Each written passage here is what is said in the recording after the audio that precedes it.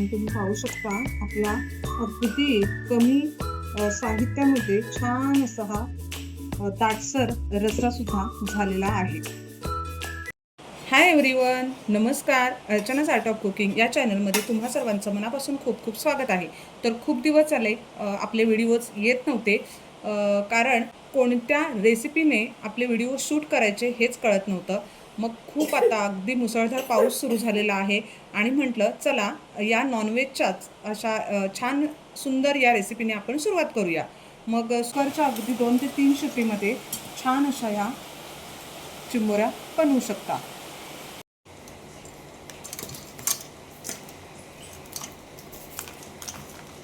मस्त पाऊस पडतोय आणि हे पहा छान अशा ह्या क्रॅब मिळालेल्या आहेत।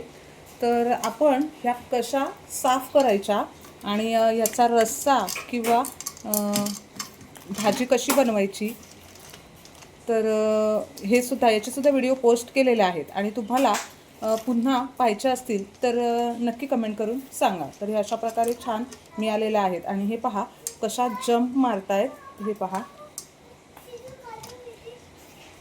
हे पहा कसे जंप मारतायत। आता पहा अशा प्रकारे ह्या आहेत आणि ह्याचा रस्सा खेकड्याचं कालवण कसं बनवायचं याचा व्हिडिओ तुम्ही पाहिला नसेल तर व्हिडिओ नक्की पहा। आपल्या चॅनलवर याचे व्हिडिओ पोस्ट केलेले आहेत।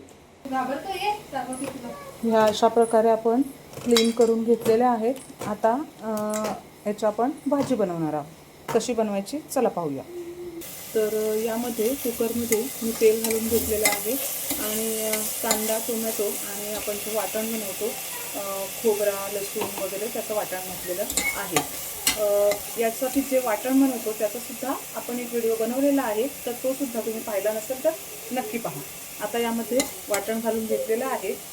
काही लोक क्रॅबला, चिंबोरीला फोडणी देत नाही, तर तुम्ही जर तसं करत असाल तर तुम्ही त्या प्रकारे करू शकता। आता यामध्ये मी मसाले घालते। तर इथे मी 2 चमचे गरम मसाला घातलेला आहे आणि लाल तिखट घालूया। मिक्स करून घेऊया आणि मी कुकरमध्ये घालत आहे, तुम्ही पातेलीमध्ये सुद्धा घालू शकता, पण कुकरमध्ये अगदी एकदा टाकून घेतल्यावर परतून घेतल्यावर पुन्हा पाहायची सुद्धा गरज पडत नाही। करून घ्यायचं आहे आणि यामध्ये चवीनुसार मीठ घालूया।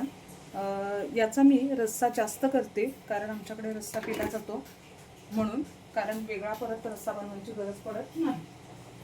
आणि आता याला 2 ते 3 शिट्ट्या घेते पातेलीमध्ये।